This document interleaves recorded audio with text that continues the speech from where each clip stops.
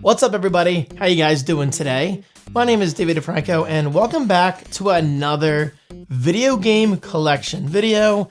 Now, I realize these videos don't get a ton of views, but I'm not doing this for the views. I'm just doing it to go down memory lane and just reminisce about the better days. I quote better because nostalgia's a bitch. Let's be real. A lot of people think games were better back then. It's not the truth. I'm sorry. And this collection is proof of that because I have been playing some of these games in recent weeks and months and whatever. And guys, honestly, I'm sitting there playing these games, reminiscing and thinking, these games aren't as good as I remember. But guys, you know what? That doesn't change the fact that I was very lucky enough to be alive during the golden era of gaming. Some people call this, you know, the NES days, the Genesis days. Basically the rebirth of gaming after Atari nearly killed the video game industry.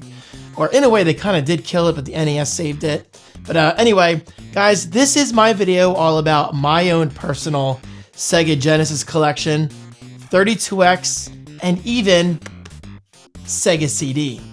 That's a big one. Literally, it was a huge attachment.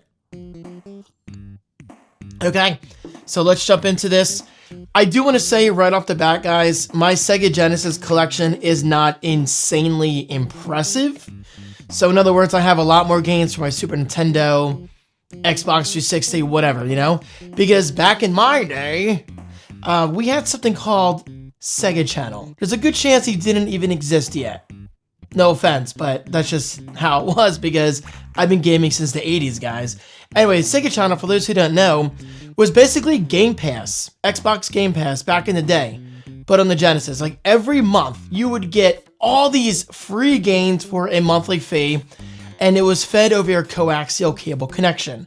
It was the coolest thing back then. Like, guys, seriously, once every month, I would look forward to it as a kid because it felt like Christmas every month. I was getting all these new games without having to buy physical copies, and honestly, it was my chance to try games back then as a kid, because as a kid, you don't have money. I mean, what, you have maybe $10, $20 a week for, you know, an allowance, because back then I got $20 every, I think, 2 weeks for vacuuming and dusting and whatever. It just is what it is, you know? So guys, in other words, Sega Channel was a huge deal. Huge deal. So yes, that is the primary reason why I don't have the biggest selection of Sega Genesis games. Okay, so let's start out with the best one of all, the original Sonic the Hedgehog. Obviously, this game came with my Genesis. It says not for resale, and I just happen to have it playing right now in the background. So guys, this game was a breakthrough. This was Sega's take on just competing against Mario, but in a very different way. Now, I'm not gonna lie. I still prefer Mario over Sonic pretty much every day of the week. I just think Mario games are better. But now and then, I prefer something faster, something more light speedish. Not literally light speed. But guys, Sonic the Hedgehog, I don't think anybody can argue, was a huge deal back then. I don't think Sonic's a huge deal nowadays. I mean, I don't think anything has really changed, to be honest. Mario has always been the granddaddy of a video game icon. But, with that said, I think everybody has heard of Sonic the Hedgehog. And for that reason, let's keep going with Sonic. Sonic the Hedgehog 2, pretty sure this was my favorite Sonic game as a kid. I have memories of playing this Christmas morning before my nene and my pop-pop came over, my grandmom and grandpop. And guys, this was just basically Sonic the Hedgehog 1, but on steroids. Like, it was so much better, it was faster, and plus you had Tails. You had Tails. This was Tails' debut as far as I'm concerned. And by concerned, I mean as far as I can remember. But anyway, there you go. Okay, so I did have Knuckles Chaotix, or whatever it was called, for 32X. Stupid me sold it when I went to that big eBay phase. But to be honest, I don't really regret that too much. Because I was never like a die-hard Knuckles fan. I like Knuckles, but I'm not obsessed with him like, you know, I am Sonic. And even then, I'm not really obsessed with Sonic. I'm more of a Mario guy. Following the trend of Sonic, I had to make something clear. I never got around to buying Sonic the Hedgehog 3. I don't know why. There's a good chance I played it on Sega Channel, but for some reason it's not part of my collection. Eventually I'll get around to buying it on eBay. Sonic Spinball. This game was incredible as a kid. So much fun, so much fun. And what's cool about all these games that I already mentioned is you can play them pretty easily. Like, I think some of them are available on NSO, which is ironic, a network powered by Nintendo, and emulators. There's nothing stopping you from emulating and playing these games. Anyway, Sonic Spinball. For some reason, I recall people not being a huge fan of this, but it was a huge game for me. I absolutely loved this game as a kid. It took Sonic and took pinball, kind of made a baby together, making Sonic Spinball. And honestly, it makes perfect sense. I mean, think about it. Sonic quite literally forms into a speedy type ball, so to make him a pinball is actually kind of genius. Miss Pac-Man. I'm pretty sure my dad bought this for himself. I mean, I don't have memories of that, but my dad was always more of a Pac-Man fan than I was, or still am. I like Pac-Man, but yeah, Pac-Man is Pac-Man. Nothing special there. Home Alone on the Sega Genesis. This is one of those games that I'm pretty sure was really bad. I have Home Alone 2 on Super Nintendo, so it only makes sense that I have Home Alone 1 on Sega Genesis. Now, I recall playing this, but guys, keep in mind, this is back in the 80s and the 90s. I just don't have strong memories of the gameplay. I mean, I might remember it being bad or difficult or both, but either way, I'm just glad I own it. Warlock. I know nothing about this game. I just got this in my recent mystery box, and that video will be at the end of this video in the end screen. Now, Toy Story. This game, I know for a fact, was incredible, and I'm sure it still is. Destiny glass, by the way, if you're wondering. Okay, Toy Story, I have memories of getting this when I was sick. My dad used to have his company Christmas parties at our old house in Jersey, the house that I never really vlogged in. This is before the days of YouTube. This is back in the 90s, the 80s and the 90s, right? So I recall them having a Christmas party downstairs, and I was upstairs sick in my parents' bedroom. Like, I was really sick. It was a bad fever, bad flu, or something like that. And I recall my birthday being on the 22nd. I either got this on my birthday or my parents gave it to me early because I was sick. It came in this big box of the manual, the game, and maybe a Woody doll. I could be wrong, but I just know this for a fact because, like, Toy Story was incredible. I don't have strong memories of playing it in recent years. I haven't played it in recent years, but I know for a fact I absolutely loved this as a kid. And the last stage of the level, if my memory serves me correctly, is kind of towards the end of the movie, where you're Woody flying with Buzz, and you have to land just right in the car, and you're, I think, dodging obstacles along the way. You know what? I'm pretty sure that's a memory that will always be in my mind. So, excellent game. Toy Story, absolutely incredible. Okay. Hi, Gizmo. Road Rash 2. Only Sega Genesis came in one of those thicker cases, and it is EA. You could tell by one of these little yellow tabs. And I say that because I actually watched a video on this recently.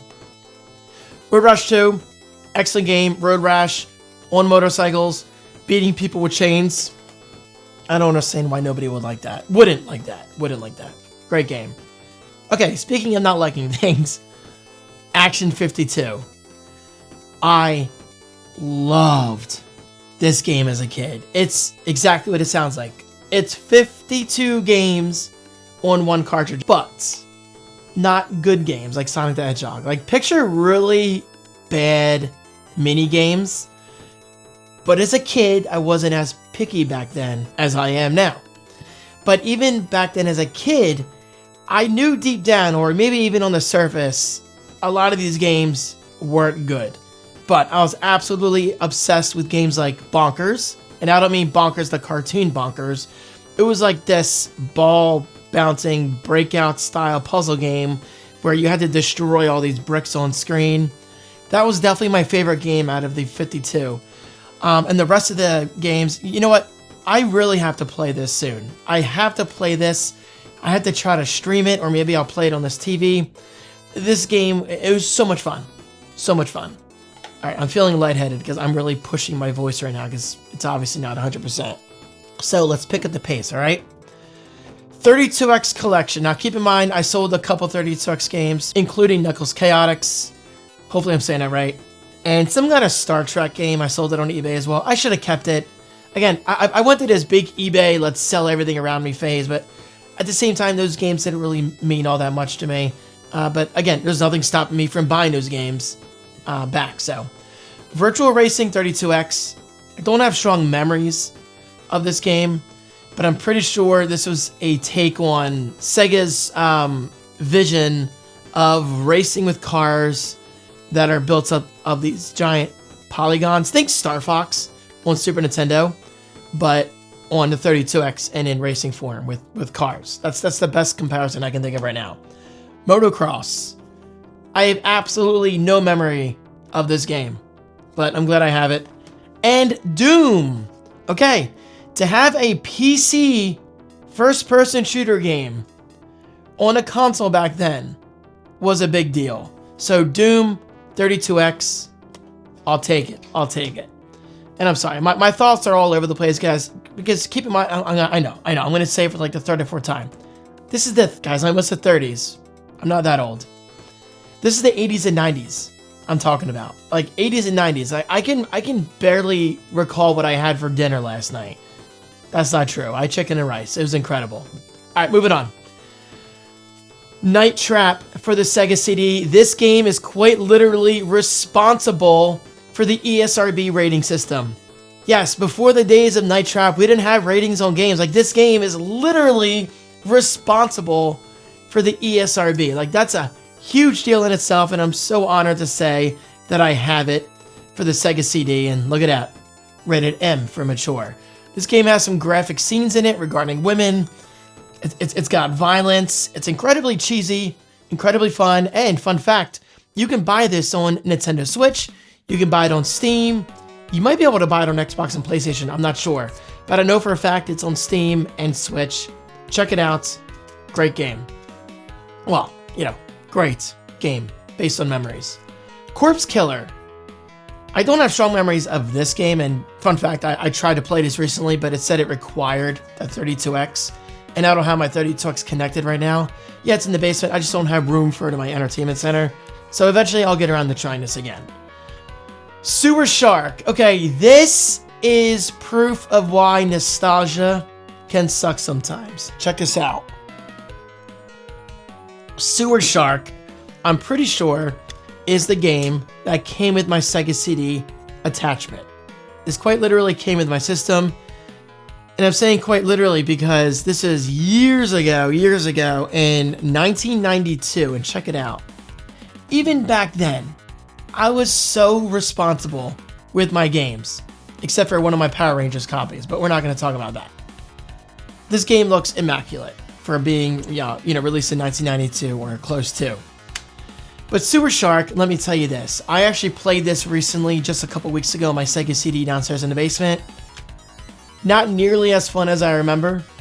If anything, it's pretty bad. It's pretty bad. It's not a good game. But I'm going to defend it based on nostalgia alone. I'm just going to try to convince myself that this is a good game back then. But hey, check it out. It's one of those cheesy FMV games on the Sega CD. FMV standing for full motion video. Wait, I forgot a Genesis game. Shout out to my sister Kristen. It's crazy that I still have this case. Oh, wow. And a Jurassic Park poster. Hold on. Let's open this up. Dude, no joke, this is probably worth money. Probably worth like 10 or 12 bucks. But on the back, check this out. We've got all these Sega Genesis games. Look at that. That is so cool. And the Game Gear and the TV tuner. Yes, we have both of these. They're just at my parents' house. This is so cool. This is a really, really cool poster. And up top it says, "Welcome to the next level." Awesome. That is so sweet. All right, let's put that back into the case. Anyway, I'm shocked I still have this. For some reason, this was in my mom and dad's house for the longest time, and I just now got it back. McDonald's Treasureland Adventure. Yes, I have the case. This is a lot of fun based on what I can remember. And here is the cartridge. Very cool, very cool. Yes, a McDonald's themed video game. I recall as a kid loving it. Now, does that mean it's good by today's standards? Probably not, but eventually I want to get around to playing this again at some point. All right, let's talk about my Sega CD collection, which we did already, but let's finish it up with 7 games. Wheel of Fortune. It's your turn.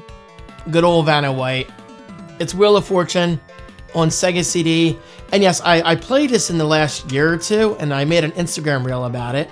Follow me on Instagram, guys. Instagram.com/DavidDeFranco. There is a giant ring. You see that on the inside? Thankfully, it doesn't affect playback because, again, I played it in like the last year or so, and it played just fine. Did it look good? No, but as a kid, I just recall it being amazing. Stellar Fire. This game, I'm pretty sure I never really played all that much as a kid. But hey, it's part of my collection. And speaking of collection, fun fact for you, I sold a very rare game called Wild Woody on the Sega CD. I just spoiled the next game, Sonic CD. I sold it on eBay for I think like $200 or $300. It was a rare game. Now, that game I kind of recall selling because I'm going through my collection phase again, and if at all possible, I want to buy that back from another seller for maybe $100. I don't know. I don't recall it being a good game, but the fact that it's a rare game and I sold it makes me a little sad. So at some point, I want to try to get that back. Okay, Sonic CD is honestly dubbed as one of the best Sonic games of all time. Now, I can't confirm that because I got to be honest, I never fell in love with Sonic CD like I did other games like Mario and whatever. But with that said, I am definitely honored to own this game. Like, I'm really, really glad I have this game. I'm just glad I can call it my own. The manual has seen better days. I think it, oh yeah, it got wet or something. Wow. The pages are like kind of stuck together. But anyway. There you go. Sonic CD. Boom. Great game. All right. Probably my favorite Sega CD game of all time. Power Rangers. Now, I have 2 copies. Yes, this is one of those crappy full motion video games, but as a kid, I loved the OG Power Rangers. Like, I was a huge fan. Kimberly, the Pink Ranger, I'm pretty sure it was one of my first crushes as a kid. Loved her.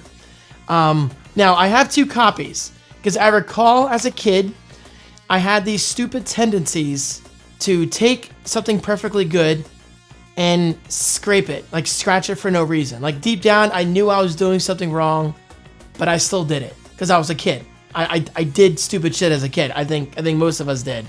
So one of these copies looks absolutely horrible. This one actually looks really good because I recall, and check it out, we even had a little padding back then just to kind of protect the disc. That was actually really cool because I recall Power Rangers just freezing over and over again. Oh yeah, here we go. It's not as bad as I remember, but it was obviously bad enough where the game would just quite literally lock up. It would just freeze. So this obviously is the bad copy. I'm curious to see if the years differ. So this one is 1994 and this one is 1994, which tells me they didn't really print that many copies.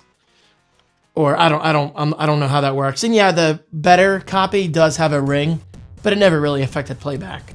So guys, Power Rangers, I'm telling you, this game was amazing. It was one of those, I mean, I told you already, but it was an FMV game that required a quick input, like a quick time event, QTE. You know, like Shenmue, but based on like these real-time cutscenes. And if you failed, the game would cut away to somebody dying or somebody getting hurt or whatever. I can't get this manual out because I would like to open it and show you, because I have not seen the inside of this in the longest time. I mean, the manuals back then were not easy to get out of the case. Aha, I got it. I've not opened this up in years. And it really wasn't much to it. Just black and white. back then. I mean, yeah. Honestly, guys, trust me, this game was amazing. Not really doing a good job at selling it. But honestly, with all due respect, I don't have to do a good job at selling it because this is my childhood. And I know as a kid, I loved this game. Okay.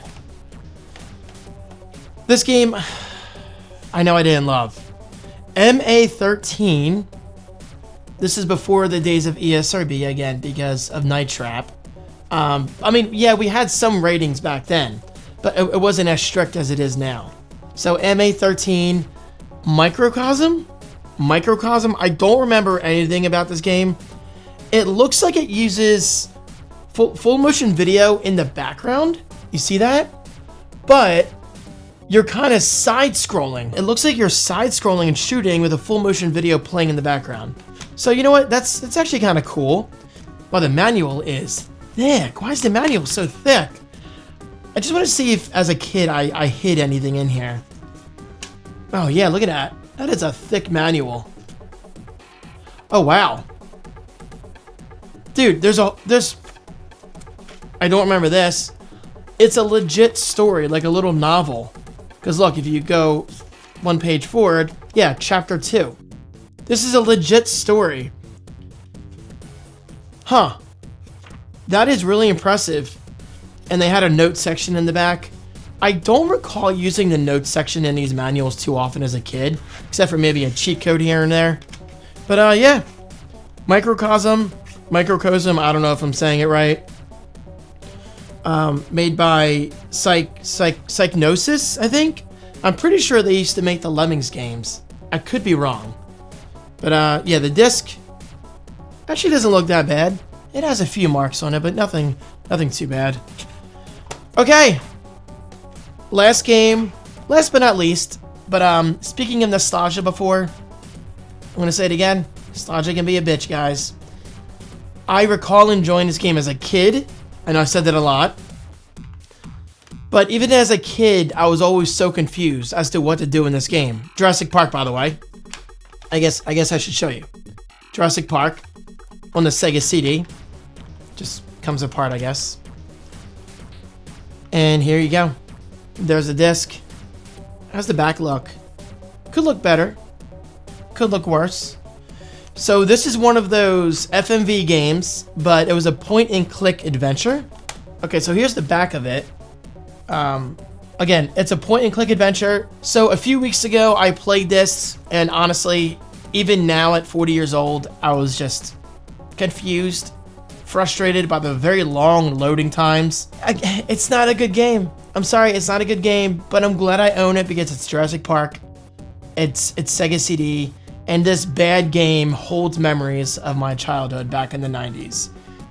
So there you go. Oh, look. First person 360-degree viewpoint filled with lush jungle adventure. There ain't nothing lush about it these days, where something is hiding in every shadow. Full motion video using Cinepack for Sega Video and sense-boggling Q sound work together to make Jurassic Park an experience unlike any other game you've ever played. I'm joking here. Okay, you know what? I don't have the most Sega games in the world, like I do the Dreamcast. My Dreamcast collection is actually really good. But I'm happy to say this video turned out a lot better than I thought it would. But then again, I'm combining 3 systems in one. Genesis, Sega CD, and 32X, which, by the way, Sega CD and 32X were both massive flops, but I'm glad I own all 3 of those together in one big, bulky system in the basement. Thank you so much for watching, guys. What was your favorite Genesis game, or 32X, or Sega CD? And actually, better question for you. Do you own the Sega CD?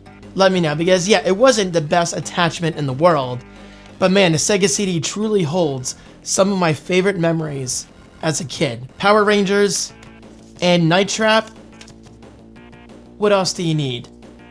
Thank you guys so much for watching, and I'll see you in my next video. Peace.